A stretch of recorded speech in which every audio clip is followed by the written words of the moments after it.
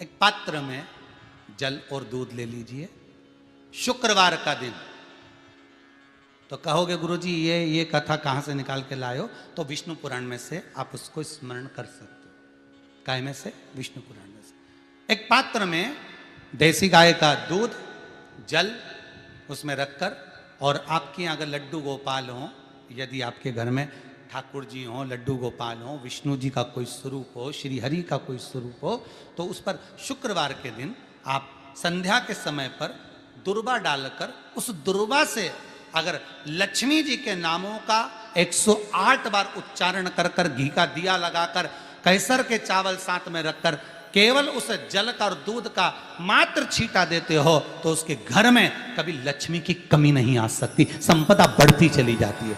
108 बार लक्ष्मी के नाम का मात्र उच्चारण कर लेने पर, भगवान विष्णु के चरणारविंद पर, भगवान विष्णु के चरणों पर केवल उस दुर्वा का, जल का, दूध का सींचन कर देने से भी लक्ष्मी की वृद्धि होती,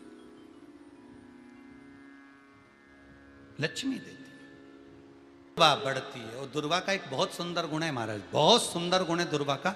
जहां पर उसके भीतर गांठ आती है ना, वहां से 2 रास्ते बना देती है।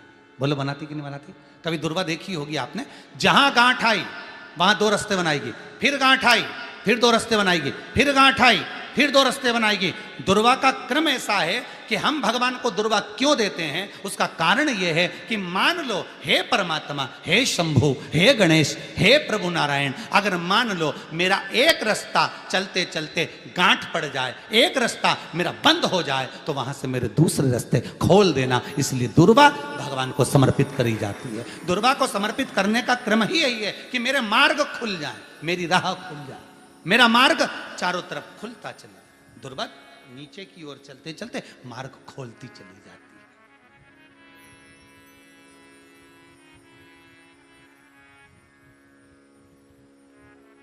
अमृत है ये, इसलिए नष्ट नहीं होती। तोड़ के रख लेना, प्रैक्टिकल करके जरूर देखना, सियोर वाला महाराज कहीं झूठ तो नहीं बोल रही है। तोड़ कर रखो दुर्वा को, बोरी में भर कर रखो। 4 साल, 6 महीने, 8 महीने बाद सूख जाए, बेकार हो जाए, उसके बाद भी उसको खेत में, बगीचे में कहीं ले जाकर पटक देना, 8-15 दिन पानी देना। देखो फिर वापस वही हरि की हरि होना, वही कहीं ना कहीं से स्फुटित होते फिर आगे बढ़ना चालू कर देगी। उसका तत्व है अमृत, वो अमर है, मरती नहीं, फिर चालू हो जाती। शिव कहते हैं यही अमरता है, यही अमरता है कि दुख आया तो मरने की नहीं सोचना है। तकलीफ आई, कष्ट आया, रोग आया, बीमारी आई, थोड़ा सा तकलीफ आ गई, थोड़ी बीमारी आ गई, थोड़ा दुख आ गया, तो ये मत सोचना मैं मरना है। नहीं नहीं नहीं, अभी तो और जीना है। तो किस लिए जीना है? कोई कहेगा इसको कहीं आसक्तियां होंगी, घर की, परिवार की, कुटुंब की, कबीले की, इसलिए जीना चाहती है, इसलिए जीना चाहता। नहीं, आसक्ति एक रखना कि मैं जीना इसलिए चाहता हूं, मैं और जीना चाहती हूं, इसलिए चाहती हूं कि अब मैं भगवान का भजन करना चाहती हूं। अभी तक मैंने परिवार, कुटुंब, कबीले, संसार के लिए करा, अब जितनी जिंदगी दी उस मालिक ने, अब मैं उसका भजन करूं। दुर्वा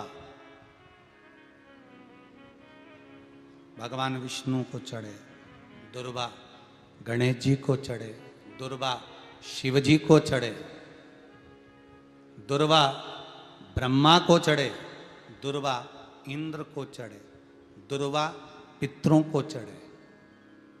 कितना सुंदर कहा है। जिसके घर में पितृदोष प्रबल होता है, बहुत प्रबल पितृदोष है, तो उसके घर के जहां पानी का मटका रखा था, पितृदोष मालूम है ना? पितृदोष का लक्षण क्या होता है? 1 रुपए कमाओ, 1.25 रुपए खर्च हो, समझ लेना पितृदोष है। रात्रि को सो गए तुम, बड़े चक नींद आ गई तुमको, बहुत प्रेम से सो गए, सोने के 1.5 घंटे या 2 घंटे बाद तुम्हारी नींद खुल जाए और कम से कम आधे घंटे तक तुमको भूख लग रही हो, समझ लेना पितृदोष है।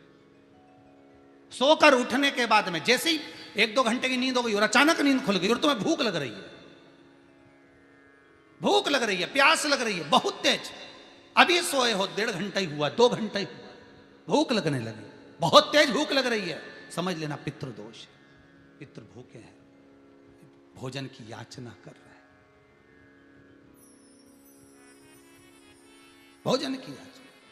सोने के बाद तत्काल नींद खुले 2 घंटे के बाद, भूख लगे, उसका भी एक समय बताया है महाराज ब्रह्मवर्ता पुराण के अंतर्गत कि रात्रि को सोने के बाद में 1 घंटे की नींद हो जाए और उसके बाद में 2 घंटे के अंदर वापिस नींद खुल जाए और भूख लगने लगे तो समझ लो पितृ भूखे हैं, भोजन मांग रहे हैं, अन्न मांग रहे हैं, पितृ दोष है।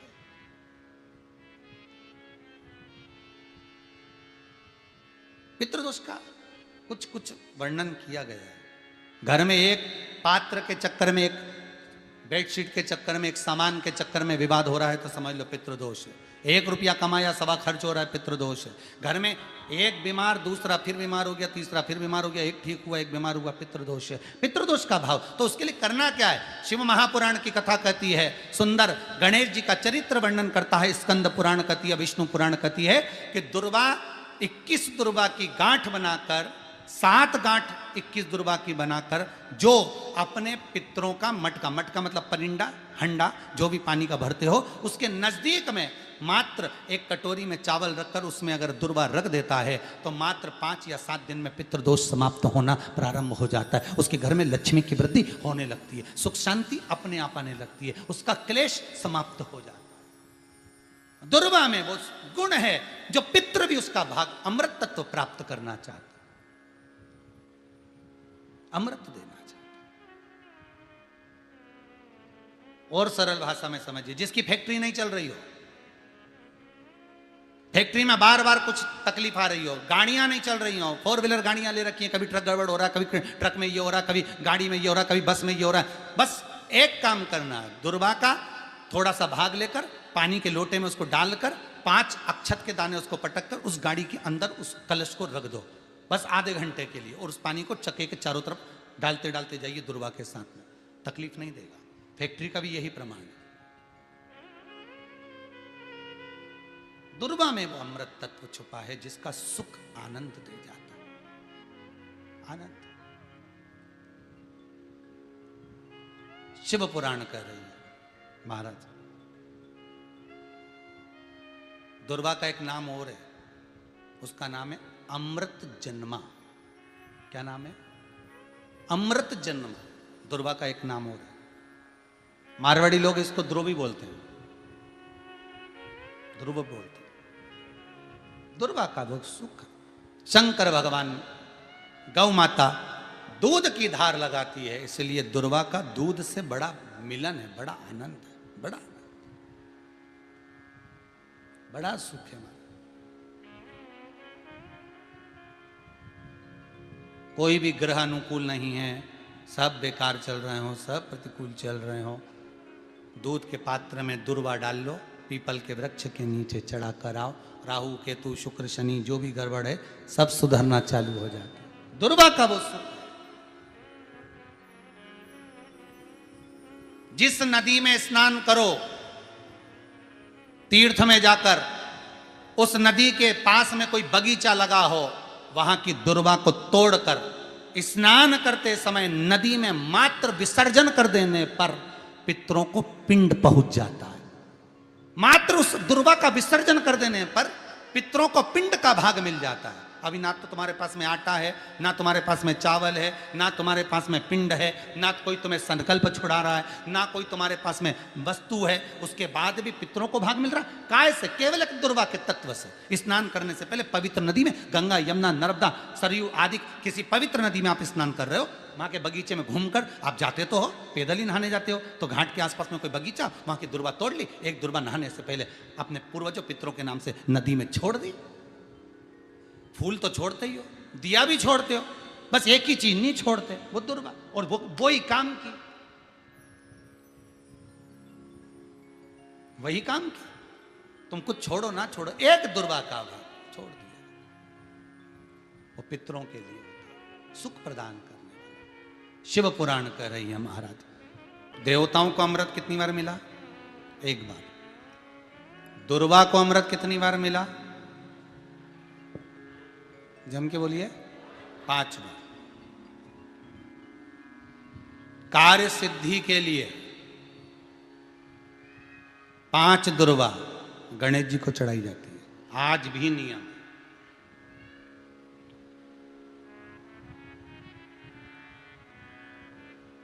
कभी आपको मौका मिला हो और आपने रावण संहिता पढ़ी हो।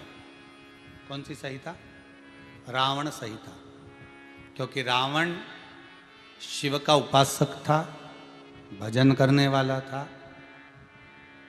शिव तांडव स्तोत्र आज भी लोग रावण का एक आनंद में पढ़ते। तो शिव का उपासक है रावण, शंकर का उपासक। विद्वान भी था, ज्ञानवान भी था। वो तो देवता के हाथ से मरना था उसको, इसलिए उसने मांगा ही यही था। जो मांगा वो मिला। तो रावण संहिता अगर किसी ने पढ़ी हो तो उसको मालूम होगा, रावण संहिता में 4 तरह के तिलक का महत्व बताया। कितने तिलक? 4। उन 4 तिलक में सर्वश्रेष्ठ तिलक रावण बताता है। एक तिलक सर्वश्रेष्ठ है, वो है दुर्वा।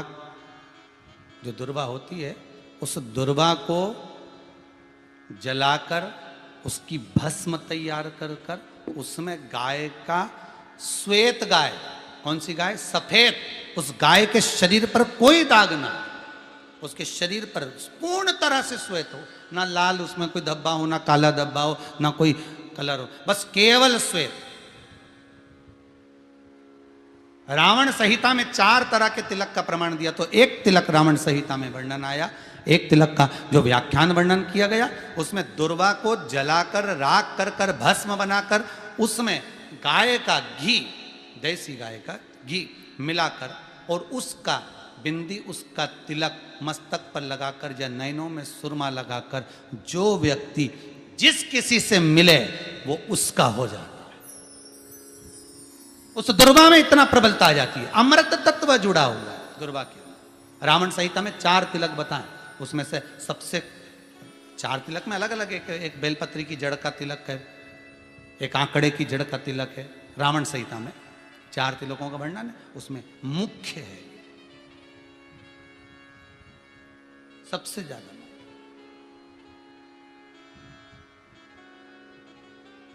हम तो कहेंगे, अगर मान लो,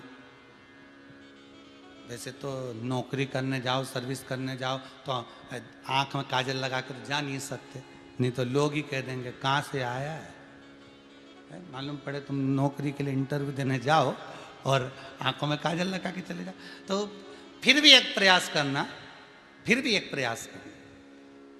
उस दुर्वा का जो काजल बनाओ, मूछे हो, दाढ़ी हो, कहीं कहीं पर भी उसकी एक बिंदी लगा कर चले जाओ, वो असर करेगी और आपको वो जॉब मिल ही जाएगा, ये पक्का है।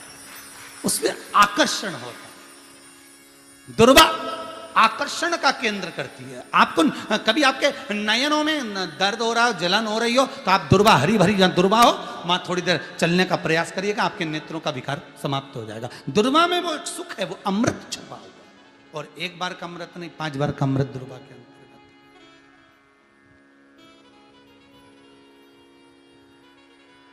कौन से देवता हैं जिनके ऊपर दुर्वा का जल दूध में मिला हुआ छीटा जाए? श्वेत गाय के। देखो, दूध का प्रमाण बार बार दुर्वा के साथ आया, उसका कारण क्या है? क्या कारण हो सकता है उसका? उसका एक कारण है, समुद्र मंथन के समय पर सबसे पहले कुछ निकला था, तो समुद्र मंथन में सबसे पहले निकली थी गौ माता निकली थी। क्या निकली थी? गाय। सबसे पहले निकली थी गाय। और कितनी गाय निकली थी? 5। पहली नंदा, दूसरी सुभद्रा, तीसरी सुरभि, चौथी सुशीला, 5वीं बहुला। ये 5 गाय समुद्र मंथन में निकली। अब समुद्र मंथन में जब गौ माता निकली तो सारे 33 कोटि देवता मंथन में जो लगे हुए थे, उन मंथन को करते करते देवता थक चुके थे। सारे देवता थक चुके थे। बहुला सुरभि और सुशीला से बोली, सुभद्रा से बोली, नंदा से बोली, अपना काम है, एक काम करो, अपन आप रूप दूध की धार बहाना प्रारंभ करो। अपने आप दूध की धार हम मृत्यु लोक में हम भेजें इन देवताओं के लिए, तो देवताओं को अमृत तत्व मिलेगा, आनंद होगा। और गौ माता ने ऊपर खड़े होकर जो दूध बहाना प्रारंभ करा, वो देवताओं के मुख में आधा तो गया और आधा दूध समुद्र पर जब गिरा, और जो मंथन चल रहा था उस मंथन के चलते, कभी दूध का दही का मंथन करना तो क्या निकल कर आएगा, मक्खन आ जाएगा। वो मक्खन तेड़ता हुआ समुद्र की लहर से दुर्वा पर जा पड़ा। इसलिए आज भी दुर्वा के साथ में गौ माता के दूध का बड़ा प्रमाण है, वो भी देसी गाय, जर्सी नहीं, विदेशी नहीं, देसी गाय। और देसी गाय का दूध का बड़ा बड़ा प्रमाण है साहब। हम कई बार कथाओं में कहते हैं, जैसा खाया अन्न, बोलते जाओ, वैसा हो गया मन, जैसा पिया पानी वैसी हो गई वाणी, और जैसा पिया दूध वैसी बन गई बुद्ध। बुद्धि कैसे बनी है? दूध से बनी। डब्बे का दूध पियोगे तो डब्बे हो जाओगे, थैली का दूध पियोगे तो थैली, बोतल का दूध पियोगे तो बोतल। दूध का बड़ा असर।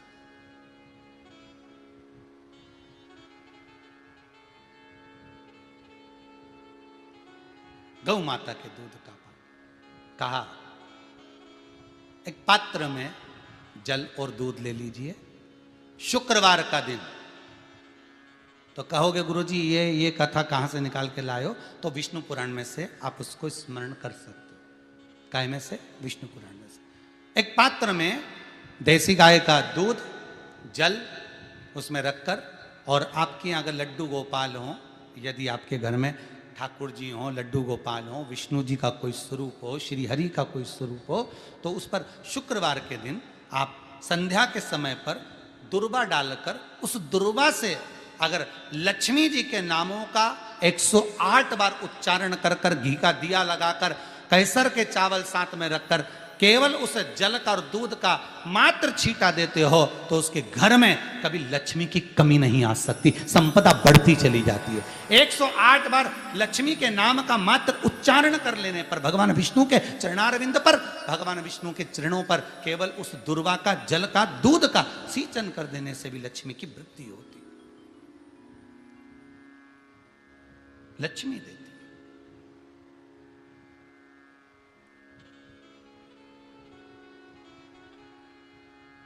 दुर्वा बढ़ती है, और दुर्वा का एक बहुत सुंदर गुण है महाराज, बहुत सुंदर गुण है दुर्वा का। जहां पर उसके भीतर गांठ आती है ना, वहां से 2 रास्ते बना देती है।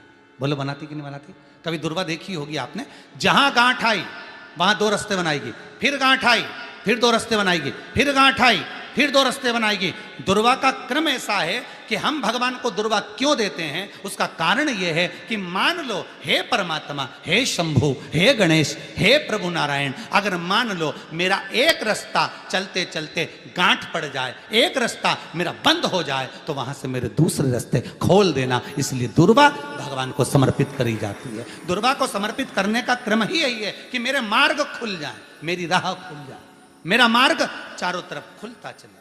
दुर्वा नीचे की ओर चलते चलते मार्ग खोलती चली जाती है।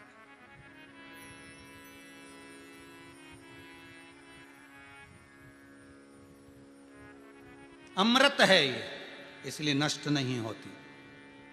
तोड़ के रख लेना, प्रैक्टिकल करके जरूर देखना, सियोर वाला महाराज कहीं झूठ तो नहीं बोल रही है। तोड़ कर रखो दुर्वा को, बोरी में भर कर रखो, 4 साल 6 महीने 8 महीने बाद सूख जाए, बेकार हो जाए, उसके बाद भी उसको खेत में, बगीचे में कहीं ले जाकर पटक देना, 8-15 दिन पानी देना, देखो फिर वापस वही हरी की हरी होना, वही कहीं ना कहीं से स्फुटित होते फिर आगे बढ़ना चालू कर देगी। उसका तत्व है अमृत, वो अमर है, मरती नहीं, फिर चालू हो जाती। शिव कहते हैं यही अमरता है, यही अमरता है कि दुख आया तो मरने की नहीं सोचना है। तकलीफ आई, कष्ट आया, रोग आया, बीमारी आई, थोड़ा सा तकलीफ आ गई, थोड़ी बीमारी आ गई, थोड़ा दुख आ गया, तो ये मत सोचना मैं मरना है, नहीं नहीं नहीं, अभी तो और जीना है। आया दरवाजे तक रोग, आया दरवाजे तक बीमारी, आया दुख दरवाजे तक, दुख क्यों ना आएगा? हमारे पूर्व का कर्म है तो दुख तो मिलना ही है। कोई महाराज जी तुमसे कह दे कि तुम्हें दुख ही नहीं आएगा, मैं बैठा हूं, तो महाराज जी से कहते ना तुम्हारे चरण कहां, हमें बता दो, क्योंकि दुख तो आएगा। जैसी करनी वैसी पर नहीं। जो पूर्व में कर कर आए हो, भले आज तुम किसी को दुख नहीं दे रहे, भले आज तुम किसी को तकलीफ नहीं दे रहे, पर पूर्व का कर कर आए हो वो तो भोगना पड़ेगा। दो कारणों से मनुष्य का शरीर मिलता है, एक कर्म का भोग भोगने के लिए, दूसरा भगवान का भजन करने के लिए। भजन भी करो और दुख भी भोगो। जो मिला है किस्मत में, बड़े प्रेम से मिला, ना जाने क्यों मिला इतना दुख, उसका कारण होगा। वो कारण को ढूंढना बाद में, अपने को ढूंढने की जरूरत भी क्या, अपन तो भजन करो, भजन करोगे तो दुख कटेगा। मंदिर जाने से दुख नहीं कट रहा। दुख कैसे कट रहा है? मंत्र जपने से, नाम जपने से, राम कहने से, कृष्ण कहने से, शिव कहने से, भवानी कहने से। मंत्र जितना जपोगे उतना दुख कटता चले जाएगा, उतना दुख कटेगा।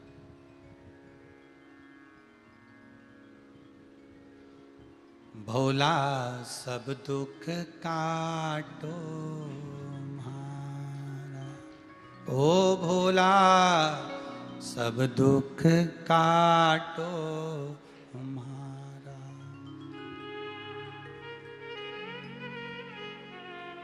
शिव शंकर जपूं तेरी माला, भोला। जैसे व्यक्ति का कोई काम नहीं हो रहा हो, बहुत दिन से लगे, बहुत समय से लगे, ये काम हो ही नहीं रहा, तो शंकर जी का नाम को उल्टा कर कर जपना चालू कर दो।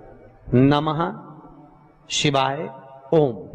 आपको लगे कि आपके घर में शांति बिल्कुल नहीं है, क्लेश बहुत ज्यादा है, बहुत ज्यादा तकलीफ, हमारे घर में कुछ न कुछ जरा सी बात पर विवाद होता ही है, तो प्रयास करिएगा कि आप काली तिल थोड़ी सी, एक काली मिर्ची और 7 लौंग, क्या क्या तिल चीजें हैं, काली तिल, काली मिर्ची, 7 लौंग, केवल ये हथेली में रखकर अपना नाम और गोत्र बोलकर अपने दरवाजे से बाहर निकलकर किसी भी शंकर के मंदिर को समर्पित करिए। शिव पे नहीं चढ़ाने दें तो शंकर की चौखट पर रखें। महाराज, घर में कभी क्लेश नहीं होगा, बिल्कुल शांति, सहजता, प्रेम आपस।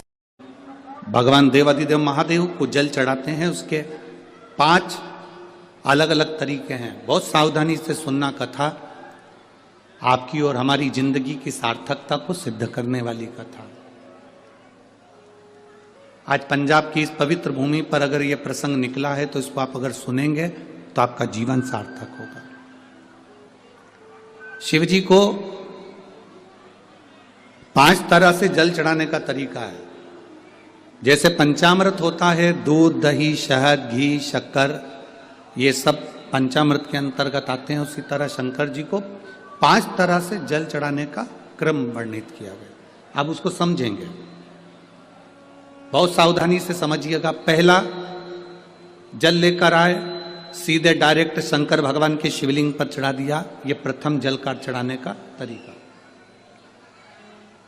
दूसरा, जहां से पानी बहकर जाता है, जहां से जल बहकर जा रहा है, उसके ठीक विपरीत जल उत्तर में जा रहा है, आप दक्षिण में खड़े होंगे और दक्षिण में खड़े होकर उत्तर की ओर मुख करेंगे और शिव जी को जल समर्पित करेंगे। ये रोग मुक्ति करने वाला है और हमारे रोग पर हमें विजय प्रदान करने वाला। ये जल चढ़ाने का था। एक सीधे मंदिर में गए, लोटा भरकर जल उठाया, शिव जी को चढ़ा दिया। दूसरा जल, जहां से पानी बहता है, शिव जी का चढ़ा हुआ जल जहां से बहकर जाता है, उसके ठीक विपरीत में शिव जी का जल इधर जा रहा है तो तुम यहां खड़े हो, तुम यहां बैठो, यहां मत बैठना, यहां मत बैठना, इधर बैठो। अगर रोग का निवारण है तो यहां बैठकर। तीसरा, अशोक सुंदरी से जल चढ़ाते चढ़ाते शिवलिंग तक लेकर जाना और शंकर भगवान के शिवलिंग पर पूर्ण जल समर्पित करना। यह तीसरा तरीका, यह कार्य की सिद्धता के लिए। हम जब किसी से आस न लगाकर परमात्मा से विनती करते हैं तो वो विनती करने का तरीका। तीसरा। चौथा, शिव जी पे चढ़ा हुआ जल 5 जगह पर समर्पित करना। गणेश जी, कार्तिकेय, अशोक सुंदरी, शिवलिंग और जलाधारी। ये चौथा क्रम है। जब जिस नारी का, जैसे मेरा नाम मोनिका है, मेरे पति का नाम संजय सिंह है, मैं दिल्ली स्वरूप नगर की निवासी हूं, मेरा फोन नंबर ये है। कहीं बैठी हैं? मैं बाबू को लाए हैं क्या? नहीं लाए? ठीक है, मैं प्रणाम करने के लिए लाई हूं। गुरुदेव, बाबा बाबा है, बैठिए बहन। शिव तत्व है, एक जल चढ़ाने का तरीका। शिव जी को हम जो जल चढ़ाते हैं उसका एक तरीका भी हमारी जिंदगी में अगर हमने उसको स्मरण में रख लिया तो हमारी कार्य की सिद्धता को सिद्ध कर देता है, हमें सफलता की ओर लेकर चले जाता है। सीधे जल चढ़ाना, दक्षिण में बैठकर उत्तर की ओर मुख कर कर जल चढ़ाना, अशोक सुंदरी से लेकर शिवलिंग तक जल चढ़ाना, 5 स्थान पर गणेश, कार्तिकेय, अशोक सुंदरी, जलाधारी, शिवलिंग पर जल चढ़ाना 5 स्थान पर, ये चौथे नंबर का। और 5वां जल समर्पित करना,